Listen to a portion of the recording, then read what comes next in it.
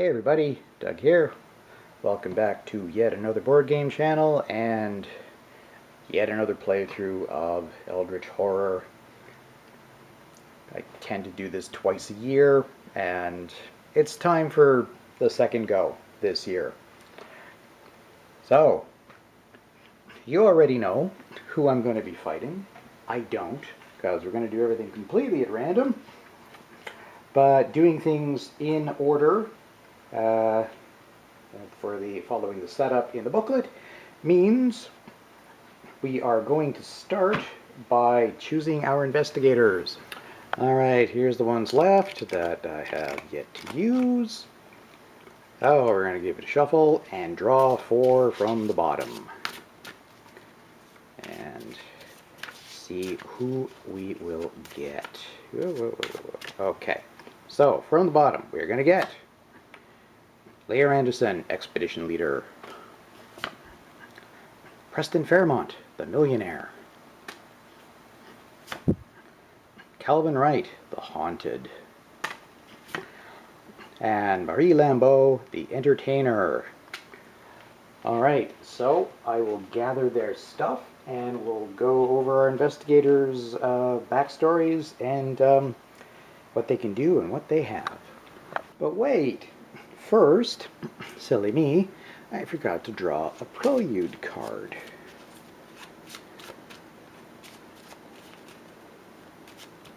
Alright, let's see. Aid of the Elder Gods. Okay, aid is good. The Dreamlands are changing. The Lord of Kadath has set plans in motion which will see the realms consumed by the fires of war, and the Elder Gods prepare for the worst. Still, it is an opportunity. Perhaps, if you are clever, you can enlist their assistance and end this madness before it begins. If playing without the Dreamlands expansion, choose another prelude card. Well, I got all the expansions, so during step 5 of setup, determine ancient one, we're going to have the Dreamlands board. After resolving setup, place 1 focus on Ulthar and Celiphaeus and 1 focus on the Dream Quest token. Move the focus with the Dream Quest token. Okay. If Gnarly, because I can't say his name otherwise, is the Ancient One, each investigator gains 1 Eldritch token. If he is not the Ancient One, each investigator gains a corruption condition and a clue. During this game, after you resolve a location encounter or a Dream Quest encounter on a space containing a focus, you may discard 1 Eldritch token. Okay. I don't know what kind of effects any of this is going to have, so we'll find out. But yeah, we don't need to set up the Dreamlands board until we determine the Ancient One. Okay, now we're going to go over our investigator's details. Alright, up first, and we'll probably make him our lead investigator because I did pick him first, Leo Anderson, the Expedition Leader. You can have a look at his stats there. His health and sanity are both 6, which is pretty good. As an action, test influence. If you pass, gain 1 ally asset of your choice from the reserve or the discard pile. So he can acquire allies like nobody's business. If you're on a wilderness space, investigators on your space roll 1 additional die when resolving tests. Must remember that. He's good on wilderness, and so is anybody else with him. Keep moving. You can die in your own time. Dude. Alright. Leo Anderson has spent his whole life getting into the deadliest and most obscure corners of the globe. Along the way, he's lost good people. Fever takes some, others are claimed by wild beasts. After a recent disastrous venture into the Yucatan, Leo barely made it back to Buenos Aires alive. And that is where he will start, Buenos Aires. He's sick of burying the people who trusted him, but the job's not done yet. The world is in danger, and crying in his drink won't fix that. He's picked up a little hired help here, and in the morning he'll head back out into the wild. And yes, he will start with 1 hired muscle asset. The hired help he picked up. Rare ally, gain +1 strength. You may reroll 1 die when resolving a strength test. And let's also check out his personal story. The expedition. You are a born leader, but this upcoming expedition is going to be the toughest one of them all. You have to gather the right connections, the right muscle, the right talent, the right specialist. Everyone has to be the best. Any less, and the world is doomed. When you have 5 or more ally assets, discard this card and gain the full party reward.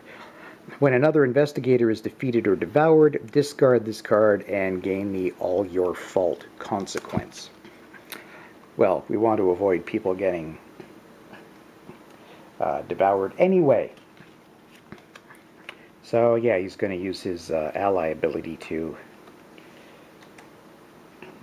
get towards that.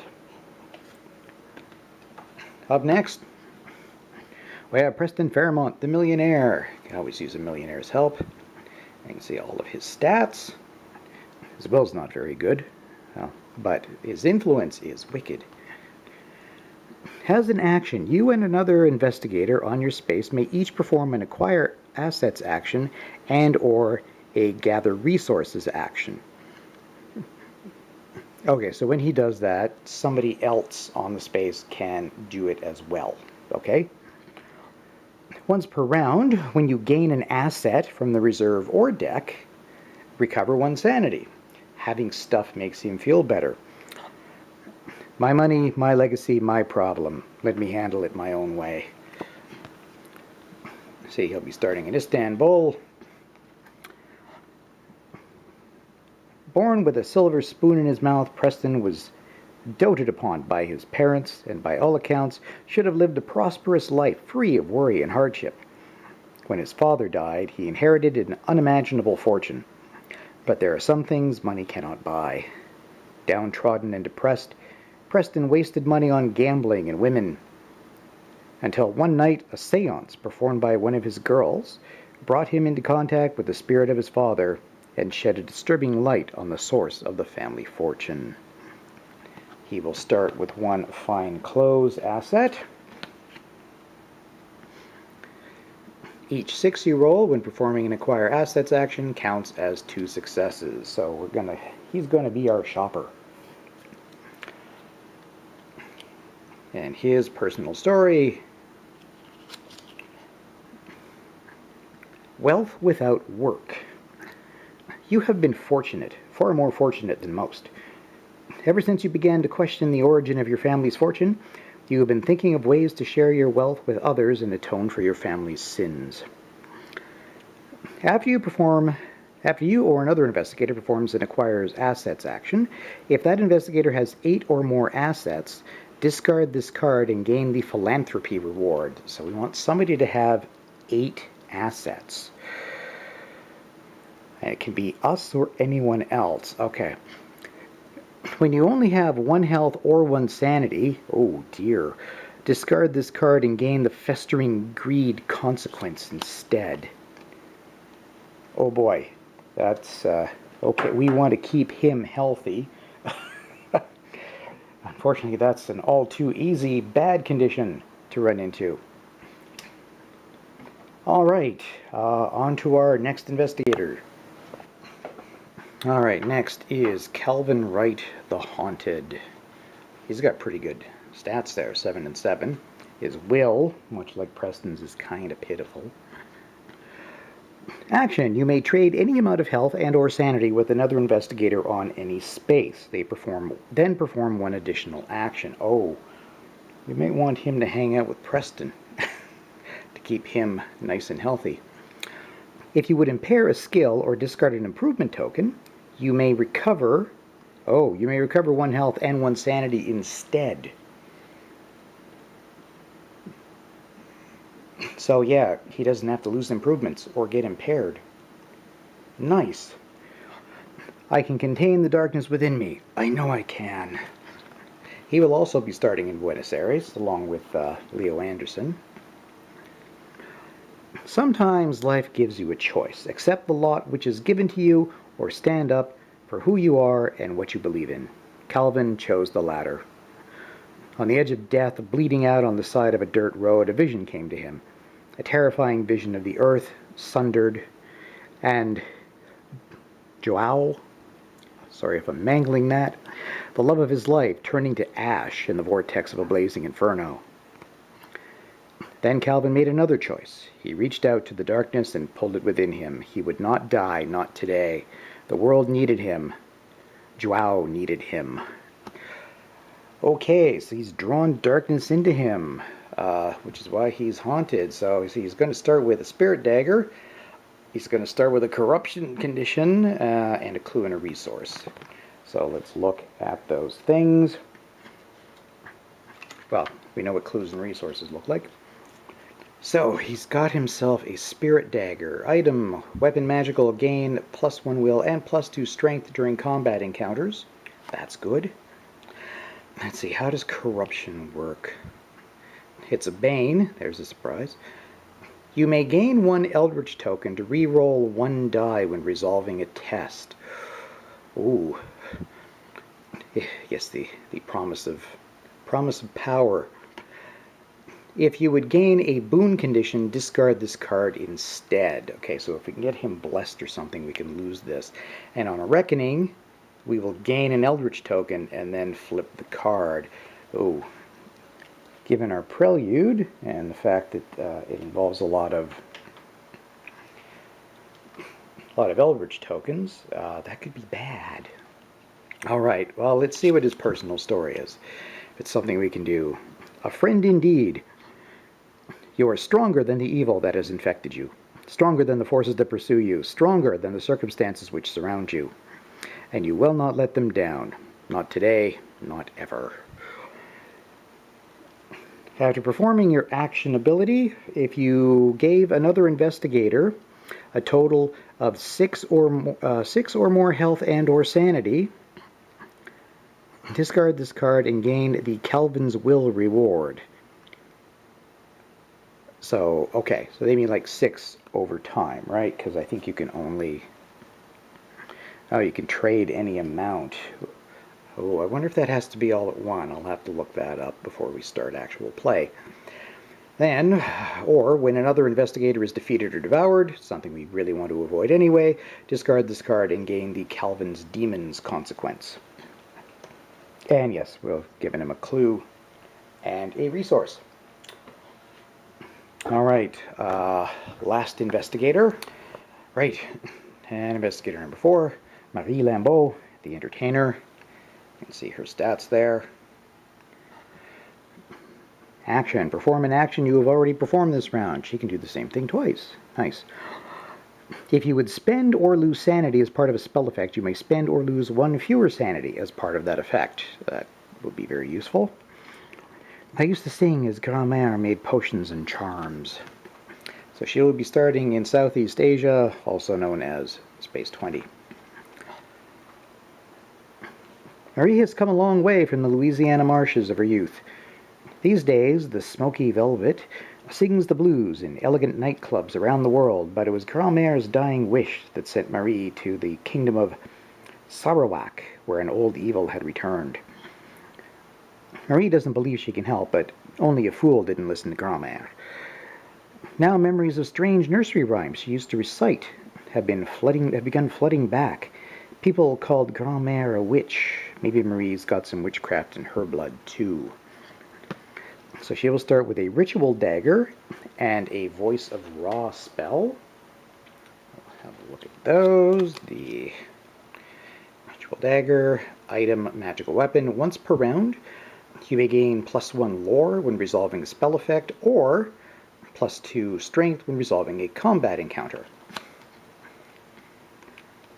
As for the spell, the voice of Ra, it is a glamour. Once per round during the action phase, you may spend 1 health and 1 sanity to perform 1 additional action. Ugh, okay. And the always dreaded reckoning on every single glamour. We test lore and flip the card. Now, her personal story. grand-mère's warning. You piece together some of grand-mère's notes and realize that they are parts of a greater whole. Now, You look to the outside world to complete the ritual and learn what it was that Grand-Mère was trying to pass on to you. When you have a glamour spell, an incantation spell, and a ritual spell, discard this card and gain the Smoky Velvet reward. Okay? When Doom advances to 6 or lower, discard this card and gain the Evil of Old consequence. Okay, we want her to pick up spells as quickly as she can. Focus. There we go. All right. Those are our investigators. Next thing we're going to do is find out what Ancient One we'll be fighting. Okay, here we go. Got 11 of them left. I'm going to close my eyes while I shuffle, and then we'll draw from the bottom. Try and mix them up a bit. Not that it matters. I have no idea what order they're in. Alright, we will be fighting Ithaqua. Alright. Well, I'll get all the stuff we need for Ithaqua and be back in a moment. Alright. Oh, ignore those. That's Marie's tokens. Ithaqua. So, let's have a look. These cultists are, they've only got a health of 1. Don't have to do a horror check. They have a strength. Yeah. We have to do a strength against them, and if we're trying to block 2 damage. If you lose health from the strength test, the cold chills you to your core. Gain a hypothermia condition. Oh, joy. As the setup, well, we set aside all of his cards, obviously, as well as a Ithaqua and a Wendigo. Let's have a quick look at those. Here's a Wendigo. If you defeat this monster during a combat encounter, roll 1 die. On a 1 or 2, gain a hunger condition. Oh, great. It's catching. And the Ithaqua, which I suspect the Reckoning won't matter. I have a feeling these are probably just going to come out for 1 fight and then go away, which is why we have to put them aside, so we always have them available. You can see all its stats there. When this monster is spawned, move it to the Himalayas. I suspect it won't be an issue with this copy anyway. On a Reckoning, each investigator on the space would lose a health. Then you can see how we set up the Mythos deck. Yeah, there's no greens in stage 1. We're going to have 2 yellows and 2 blues. We're going to get 2, in the first 4 turns, we will get 2 rumors. Blah. Okay. There he is. Boy, he's a big boy, isn't he? Ithaqua, the Windwalker. On a Reckoning, each investigator gains a hypothermia condition unless they spend a focus. Alright. The standard 3 mysteries to win. Okay, if with the Awakens, we flip it over, resolve Ithaqua Awakens. As for the flavor text, the weather has grown cold and the aurora borealis glows bright in the northern skies, visible even during the day. A strange madness has begun affecting those around the Arctic Circle, and travelers returning from the north speak of visions of an ancient civilization.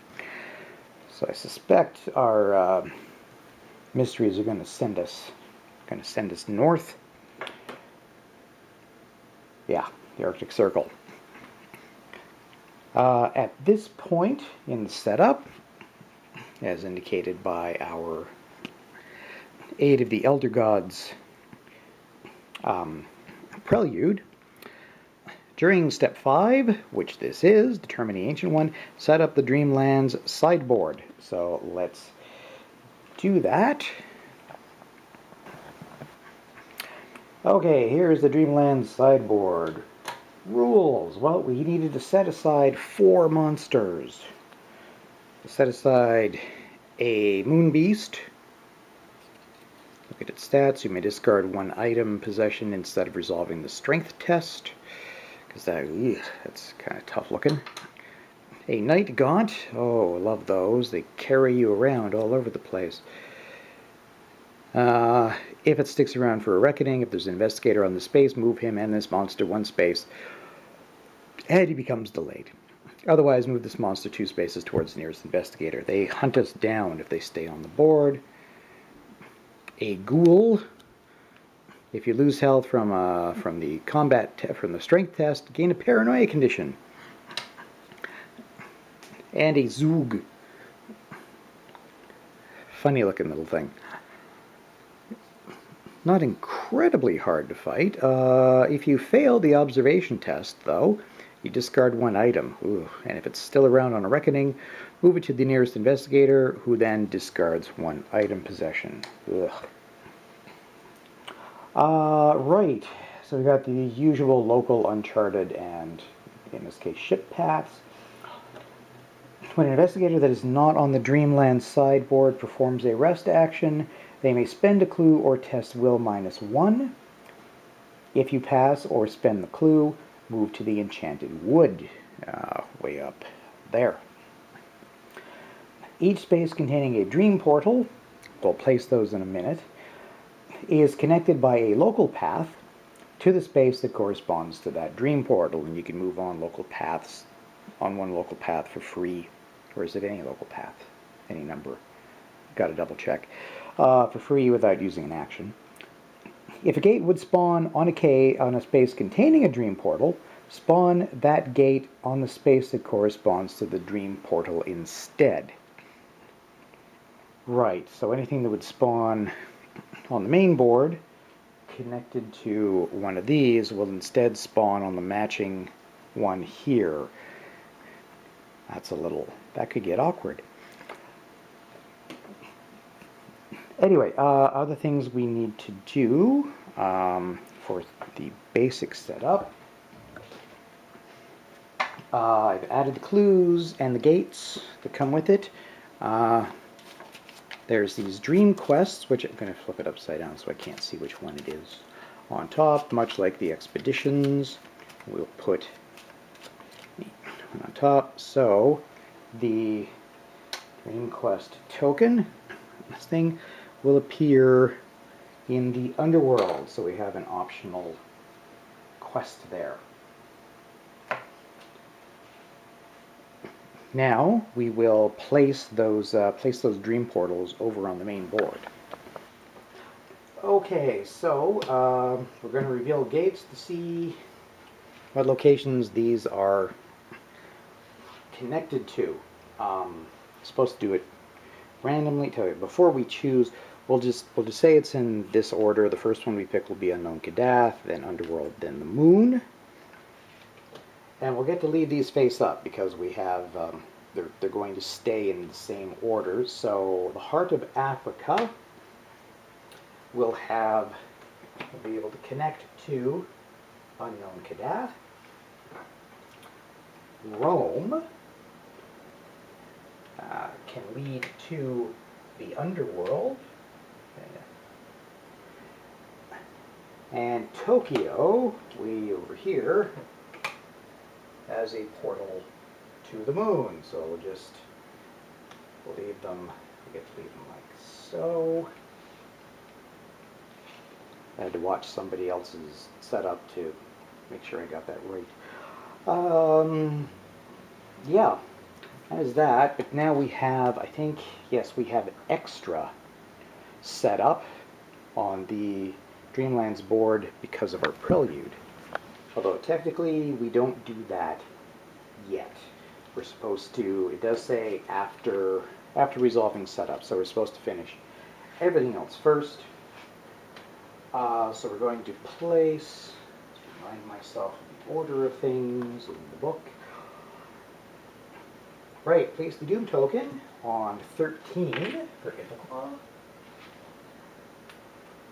Now we're going to place the Omen Trap, its usual position, on the green comet. Then we do assets. So what's going to be in our reserve? Well, just grab them all. 1, 2, 3, and 4. So we'll keep going back and forth. So our reserve will be composed of Silver Twilight Host. It's a service. When you gain the service, immediately to recover 3 health and 3 sanity and gain a boon condition. Then discard this card. That could be handy for Calvin, because if he can give his health to other people, and he's got the corruption, that would rid that back and get rid of the corruption. Alright, well, we'll keep that in mind. Cost 3. For 1, the Lavish Feast. Service. When you gain this card, immediately recover 2 health and 2 sanity, then discard this card. Okay, an actual item. Costing 2. Handcuffs. Before resolving the combat test, the strength test during a combat encounter, you may spend 1 focus to defeat that monster if it has toughness 2 or less. Okay. And finally, some enchanted jewelry. Item, magical relic. If you would lose sanity, you may spend 1 focus to prevent the loss of up to 2 sanity. Alright. They all have potential. Right, spawn gates with 4 players. You spawn 1, which would be the Heart of Africa, but according to the rules on the Dreamlands board, the gate would appear on a space containing, excuse me, a dream portal, spawn that gate in the space. So this is actually going to go over onto the Dreamland sideboard. It's going to spawn in Unknown Kadath, and of course we have to give it a horrible, horrible monster. Going to be an avian thrall. It's got a reckoning. Yay. Ooh, not a simple one. If you lose sanity from the will test, gain a corruption condition. Oh boy. On reckoning, move this monster to the nearest investigator, then he encounters this monster. We're going to get stuck fighting this thing on a reckoning, whether we want to or not. Right. Active expedition. Where is that? So we will give this a wee shuffle. Again, upside down, so I can't see what the top one will be. That would be a complete surprise. So, our expedition is going to be in San Francisco. Okay. Now that is going to go way up here. I don't know if you can actually see that. No, it's cut off because the board's too big for my camera. And we are going to spawn 2 clues. Got the bowl of clues here. We're going to grab a 1, toop, on space 10, which is, there we are, West Africa. And clue number 2, space 8, the Caribbean, or Caribbean, or however you want to say it.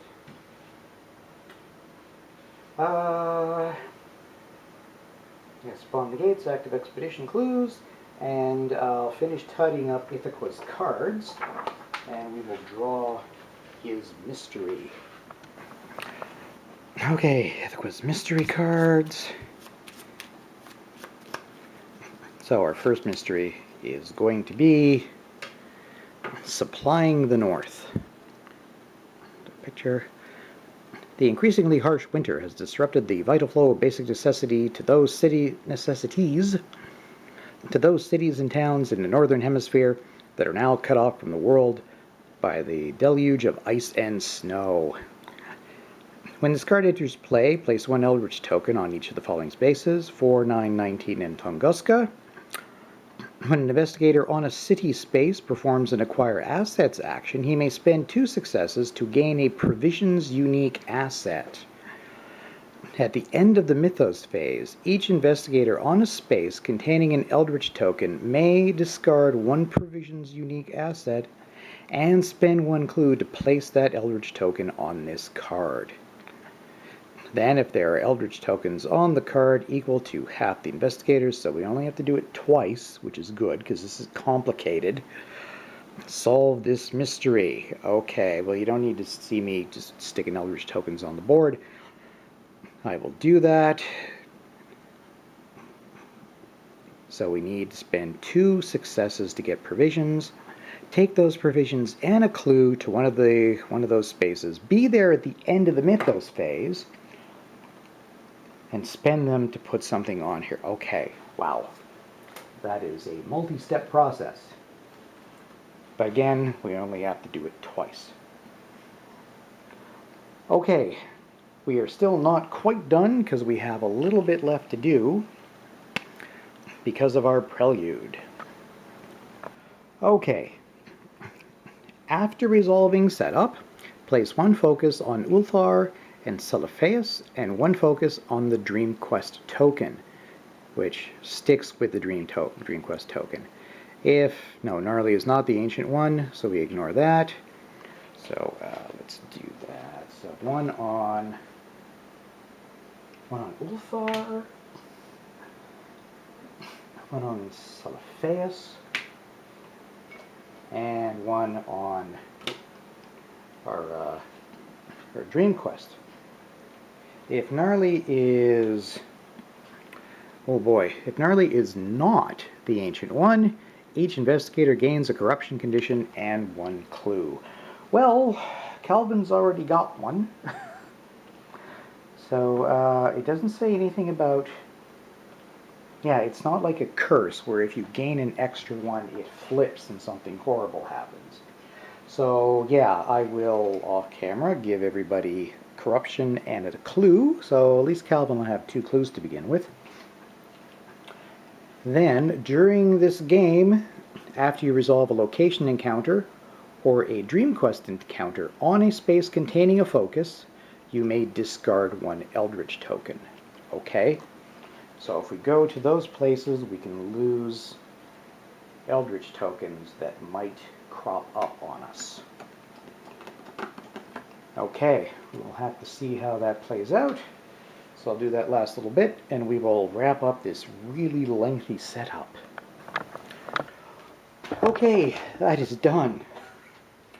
That took a while, didn't it? That was a heck of a thing. Just the setup. Wow, I'm bushed. So, yeah, we'll see what happens. I'm not sure what the, well, I guess yeah, we want to get rid of these Eldritch tokens so that the corruption isn't bad. If we get ourselves some boons, that would also get rid of the corruption outright.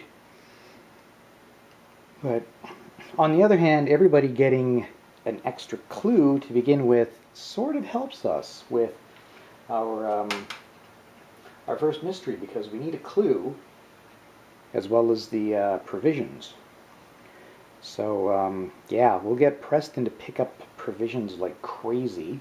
Actually, Marie's pretty good too, with an influence of 4. So yeah, I think we'll just start trying to get the provisions right away, and everybody go north and then into the Dreamlands so that you can get rid of any Eldritch tokens that are going to spawn on you. Well, we'll see how that goes. Thanks very much for watching. Thanks for subscribing to the channel and liking the videos both on YouTube and Board Game Geek. I appreciate it. And we will see you next time when we properly start yet another playthrough of Eldritch Horror. So long.